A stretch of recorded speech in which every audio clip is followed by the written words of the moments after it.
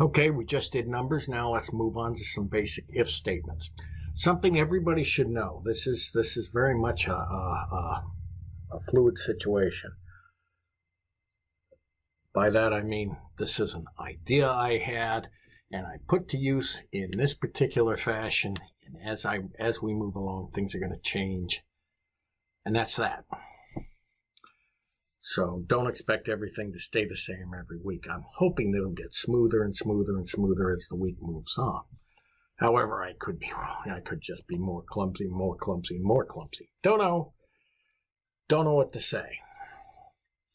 At some point in the world of programming, you have to be able to test for conditions. Conditions are very simple. Conditions are, if you do this, what do you do? It's like the old argument of, a guy comes to a fork in the road. Which way does he go? Left or right? Conditionals are very much that way. If we have a number, 5, or number equal 5, I'm going to get a compile error on that, so I'm going to just fix it before it hits me with a compile error. If we have a number that equals 5, and I'm looking at the number 5, and I'm thinking to myself, well, what if it's greater than 5? If, and I always put parens around it. I put parens around it because of PEMDAS. It's just a habit out of my world from programming experience. In Python, you don't have to, but I always put numbers around my Python statements so it definitively establishes my condition. If number is greater than 5, print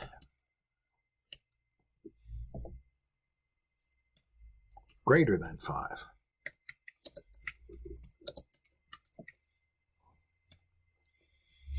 That's all you have to do. You run the program, and you see nothing happens. Nothing happens because the number isn't greater than 5. These are called conditionals. There are a bunch of conditionals in Python. There's less than, there's greater than, there's less than or equal to, there is greater than or equal to, there is equals, which is a double equals sign, and not equals to. So keep those things in mind. And you toss them into an if statement. Now, the if statement is delimited with a colon behind it. The colon is what gives it gives the interpreter, says, hey, wake up, interpreter. I've got an if statement here, so I'm going to have something underneath it, or scope. Anytime you have an if statement, you have to have something underneath it. If number less than 5, and you put the colon in, but you don't put anything underneath it, and you file it, you save it, and you run it, you're going to get an error. You're going to get an unexpected end of file while parsing the error. That's caused by the fact that you have not put anything under it. If you want to bypass that condition, just type in pass, and then it will work.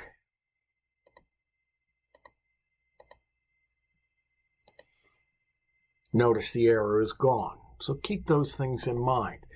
Ifs don't generally come in one. They come in as a group. And I'm trying to keep this as simple as possible because as we move along, it will get more complicated. Else. Number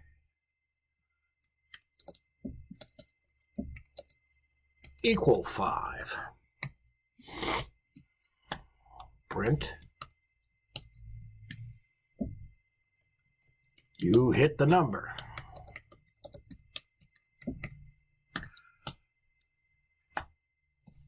And you hit enter.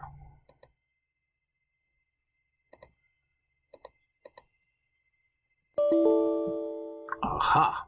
What's wrong? Invalid syntax again. That's because else, this should be an else if.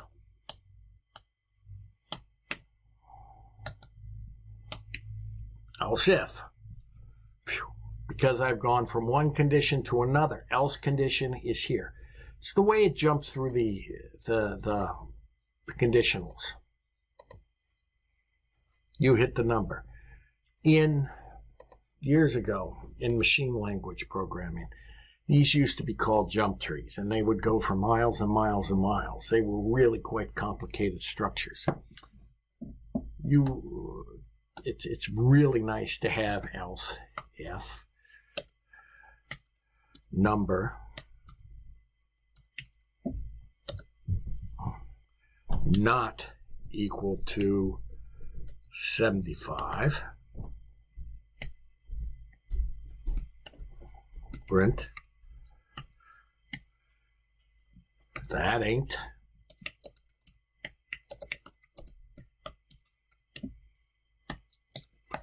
And you run it, and you can keep going with else ifs all the way down.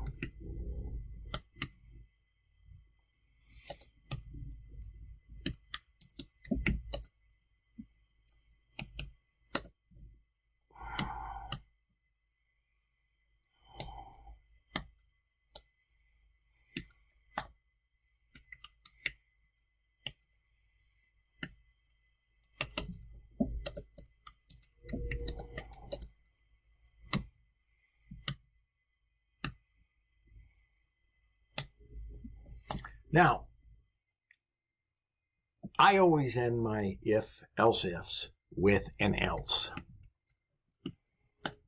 And the idea behind the else is to give me a message that says, found nothing. Okay, if it's greater than 5, okay, print greater than 5. If it's less than 5, and let's make number equal to 75. We'll catch it here if the number is not equal to 75. The interesting thing about an if statement is it only will check for one condition, and once it's done with this condition, the number is greater than 5. It will curtail the process. So we can go out of here and we can say it jumps out of the loop. It jumps out of the construct is what I should be saying. It's probably a better way to put it. Once the condition is met, it jumps out of the process. So if the number is less than 5 and it found nothing, it goes all the way down to the else. Let's see if the number is... Let's try 47. That should catch it right here. That should catch it right here. We should get, that ain't the number. And end the process.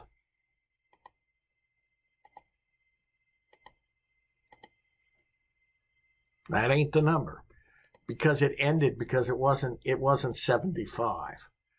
Now, if the number is, you can rearrange these else ifs so that you get a better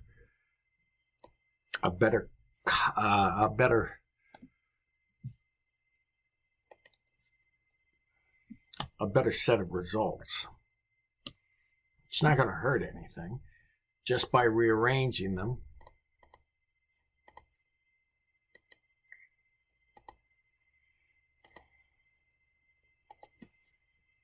And you got 47. You can also, instead of number, you can have an input statement. Number equal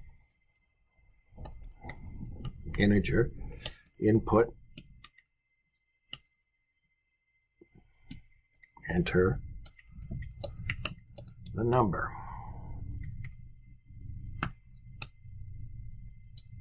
I'm going to put a colon there because I just put a colon there. Now, if I mix match my quotes, this is where I'll run into a problem. So let's run this real quick and it'll show you that it mix matched the quotes. it will tell me end of line while scanning literal. What it's doing is it's looking for the match to this quote here, and it hasn't seen it, so it goes there. When an interpreter parses a line, it parses it character by character from left to right. So that's how that works in an interpreter. And we can run it.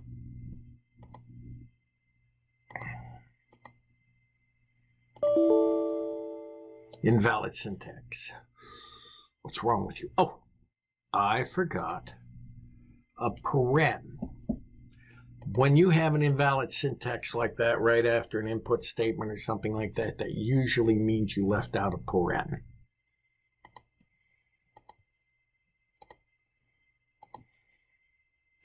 Enter the number. 37. That ain't the number. Okay, that ain't the number comes for the number ain't 75. Let's run it again and make the number 75.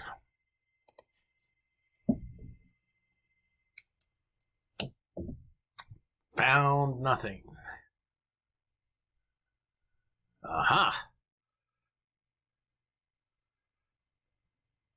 Why didn't if the number not 75? Oh, because the number's 75.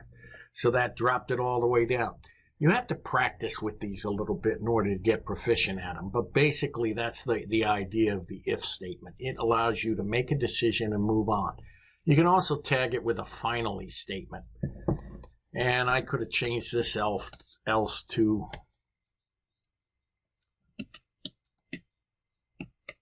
I think that's how you spell it. And just file, save, run. Invalid syntax. So finally is spelled wrong. I'll have to go check on that real quick. Finally in Python.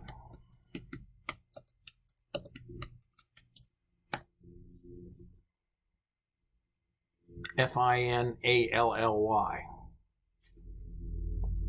Python with if statements. Come on. Come on.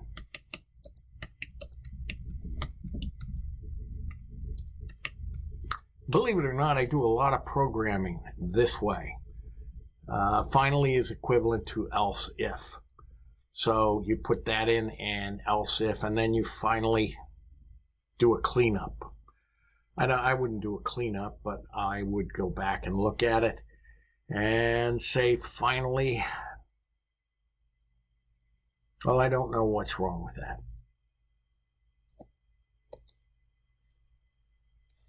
F-I-N-A-L-L-Y. Don't know what's wrong with that. Maybe I'm thinking another version of Python, so we'll just change this back to an else.